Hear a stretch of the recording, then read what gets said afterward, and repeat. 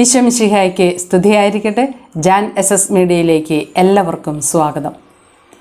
പ്രഭാഷകൻ്റെ പുസ്തകം 38-ാം അധ്യായമാണ് ഇന്നത്തെ വീഡിയോയിൽ ഉൾപ്പെടുത്തിയിരിക്കുന്നത്. 34 വചനഭാഗങ്ങളിൽ നിന്ന് 65 ചോദ്യങ്ങളും ഉത്തരങ്ങളും നമുക്ക് പഠനത്തിനായി ലഭ്യമായിട്ടുണ്ട്. നമുക്ക് ചോദ്യോത്തരങ്ങളിലേക്ക് പോകാം. 1. വൈദ്യനെ നീ ബഹുമാനിക്കേണ്ടത് എന്തുകൊണ്ട്? നിനക്ക് അവനെ ആവശ്യമുള്ളതുകൊണ്ട്. 2. വൈദ്യൻ്റെ ജ്ഞാനം എവിടെ നിന്ന് വരുന്നു? അത്യുന്നതനിൽ നിന്ന് വരുന്നു. 3. വൈദ്യനെ സമ്മാനിക്കുന്നത് ആര്? രാജാവ്. 4. വൈദ്യനെ ഉന്നതനാക്കുന്നത് എന്ത്? അവൻ്റെ വൈഭവം. 5. വൈദ്യനെ പ്രശംസിക്കുന്നതാര്? മഹാന്മാർ. 6. ഭൂമിയിൽ ഔഷധങ്ങൾ സൃഷ്ടിച്ചത് ആര്? കർത്താവ്. 7. എന്തിനെയാണ് ബുദ്ധിമാൻ അവഗണിക്കാത്തത്? ഔഷധങ്ങളെ. 8. കർത്താവ് തൻ്റെ ശക്തി വെളിപ്പെടുത്തിയ അത്ഭുതം എന്ത്? വെള്ളത്തെ തടിക്കഷ്ണം കൊണ്ട് മധുരീകരിച്ചത്. 9. കർത്താവ് മനുഷ്യർക്ക് സിദ്ധികൾ നൽകിയത് എന്തിന്? മനുഷ്യൻ്റെ അത്ഭുത കൃത്യങ്ങളിൽ മഹത്വപ്പെടേണ്ടതിന്. 10. മനുഷ്യൻ്റെ അത്ഭുത കൃത്യങ്ങളിൽ മഹത്വപ്പെടുന്നത് ആര്? കർത്താവ്. 11. മനുഷ്യർക്ക് നൽകിയ സിദ്ധികളിലൂടെ കർത്താവ് എന്ത് ചെയ്യുന്നു? വേദനയകറ്റുകയും രോഗം സുഖമാക്കുകയും ചെയ്യുന്നു. 12. ഔഷധങ്ങൾ ഉപയോഗിച്ച് മിശ്രിതം ഉണ്ടാക്കുന്നത് ആര്? ഔഷധ നിർമ്മാതാവ്. 13. ഭൂമുഖത്ത് ആരോഗ്യം വ്യാപിപ്പിക്കുന്നതാര്? കർത്താവ്. 14. ഉദാസീനനാകാതെ രോഗം വരുമ്പോൾ പ്രാർത്ഥിക്കേണ്ടത് ആരോട്? കർത്താവിനോട്. 15. തെറ്റുകൾ തിരുത്തി ഏത് മാർഗത്തിലേക്ക് തിരിയാനാണ് പ്രഭാഷകൻ പറയുന്നത്? നേരായ മാർഗത്തിലേക്ക്. 16. തെറ്റുകൾ തിരുത്തി നേരായ മാർഗത്തിലേക്ക് തിരിഞ്ഞ് പാപങ്ങൾ കഴുകിക്കളയേണ്ടത് എവിടെ നിന്ന്? ഹൃദയത്തിൽ നിന്ന്. 17. പ്രഭാഷകൻ പറയുന്ന സമർപ്പണ വസ്തുക്കൾ എന്തെല്ലാം? സുരഭില ബലിയും നേർത്തമാവും. 18. കാഴ്ച വസ്തുക്കളിൽ കഴിയുന്നൊത്ത് പകരേണ്ടത് എന്ത്? എണ്ണ. 19. വൈദ്യന് അർഹമായ സ്ഥാനം നൽകേണ്ടത് എന്തുകൊണ്ട്? കർത്താവാണ് അവനെ നിയോഗിച്ചത്, അതുകൊണ്ട്. 20. വൈദ്യനെ ഉപേക്ഷിക്കരുത്, എന്തുകൊണ്ട്? നിനക്കവനെ ആവശ്യമുള്ളതുകൊണ്ട്. 21. പൂരിപ്പിക്കാനുള്ളൊരു ചോദ്യമാണ്. ഡാഷ് വൈദ്യൻ്റെ കൈകളിൽ സ്ഥിതി ചെയ്യുന്ന ഒരവസരമുണ്ട്. വിട്ടുപോയ ഭാഗം വിജയം. വിജയം വൈദ്യൻ്റെ കൈകളിൽ സ്ഥിതി ചെയ്യുന്ന അവസരമുണ്ട്. 22. രോഗം നിർണയിച്ച് സുഖമാക്കി അവനെ രക്ഷിക്കാൻ കർത്താവിനോട് പ്രാർത്ഥിക്കുന്നതാര്? വൈദ്യൻ. 23. 38-ാം അധ്യായം 14-ാം വാക്യത്തിന് സമാനമായ വാക്യം ഏത്? യാക്കോബ് ശ്ലീഹായുടെ ലേഖനം 5-ാം അധ്യായം 14-ാം വാക്യം. 24. വൈദ്യസഹായം തേടേണ്ടി വരുന്നത് ആർക്ക്? സൃഷ്ടാവിൻ്റെ മുമ്പിൽ പാപം ചെയ്യുന്നവന്. 25 ഒരു വചനഭാഗമാണ്. വൈദ്യന് അർഹമായ സ്ഥാനം നൽകുക. കർത്താവാണ് അവനെ നിയോഗിച്ചത്. അവനെ ഉപേക്ഷിക്കരുത്, അവനെക്കൊണ്ട് നിനക്കാവശ്യമുണ്ട്. അധ്യായവും വാക്യവും എഴുതുക. 38-ാം അധ്യായം 12-ാം വാക്യം മനഃപ്പാഠമാക്കേണ്ട ഒരു വചനഭാഗമാണ്. 26. അതിൽ ഉദാസീനത കാണിക്കരുത് എന്ന് പ്രഭാഷകൻ പറയുന്നത് ആരെക്കുറിച്ചാണ്? മരിച്ചവരെക്കുറിച്ച്. 27. മരിച്ചവർക്ക് ചെയ്യേണ്ടത് എന്തെല്ലാം?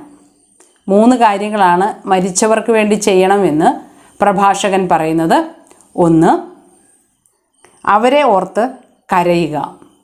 2 വിലപിക്കുക, 3 മൃതദേഹം സമർഹമായി സംസ്കരിക്കുക.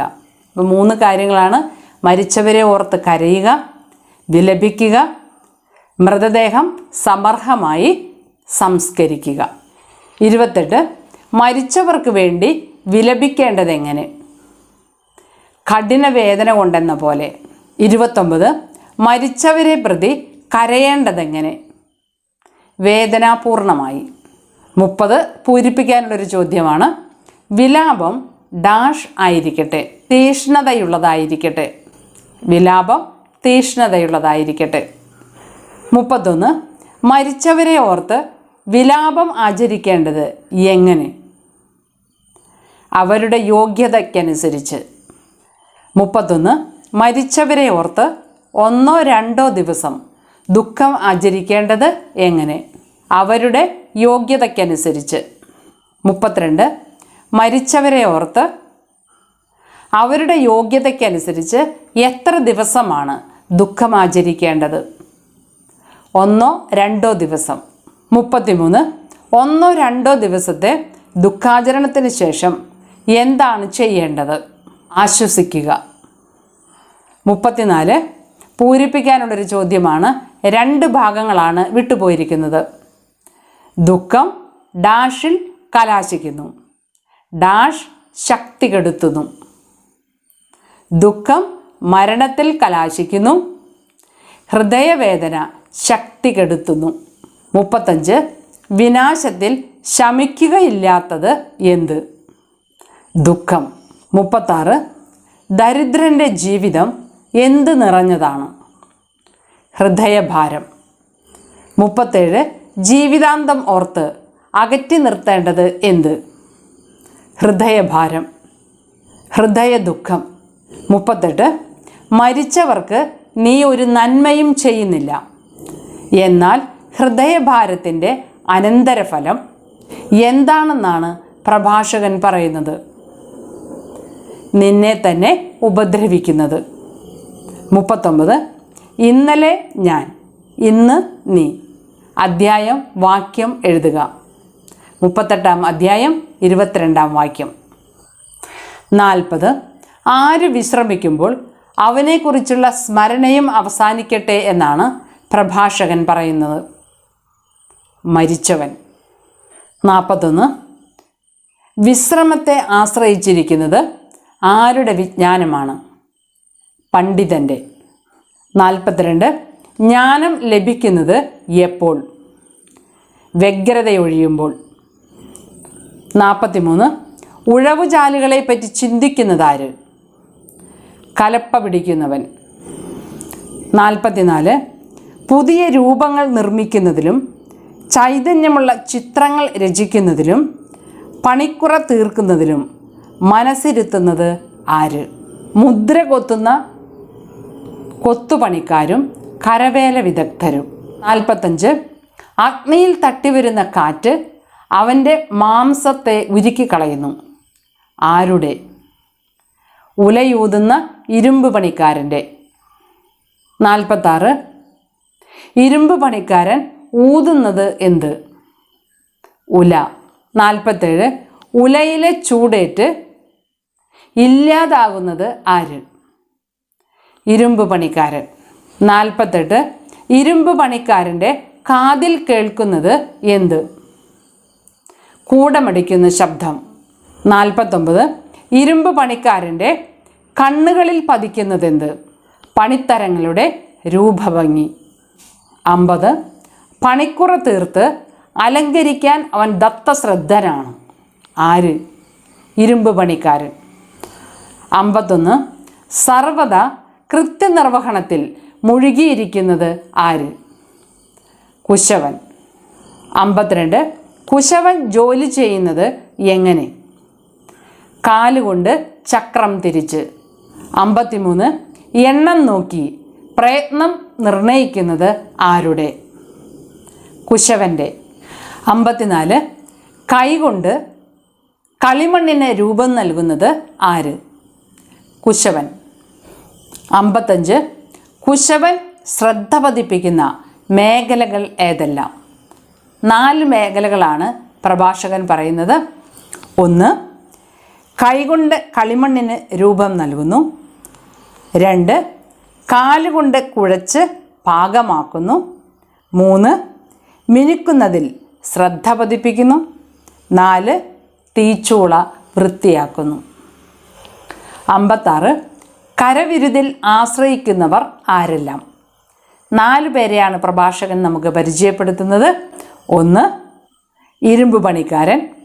2. കുശവൻ. 3. മുദ്ര കൊത്തുന്ന കൊത്തുപണിക്കാരൻ. 4. കരവേല വിദഗ്ധർ. 57. ഇരുമ്പ് പണിക്കാരനും കുശവനും കരവേല വിദഗ്ധരും അതുപോലെ മുദ്ര കൊത്തുന്ന കൊത്തുപണിക്കാരെയും കൂടാതെ എന്ത് പണിയാൻ സാധ്യമല്ല? നഗരം. 58. പൗരസമിതികളിലേക്ക് വിളിക്കപ്പെടാത്തത് ആര്? നഗരം പണിയുന്നവർ. 59. പൊതുസഭയിൽ പ്രാമുഖ്യമില്ലാത്തത് ആർക്ക്? നഗരം പണിയുന്നവർക്ക്. 60. ന്യായാസനത്തിൽ ഇരിക്കാത്തതാര്? നഗരം പണിയുന്നവർ. 61. വിധി പ്രസ്താവം ഗ്രഹിക്കാത്തതാര്? നഗരം പണിയുന്നവൻ.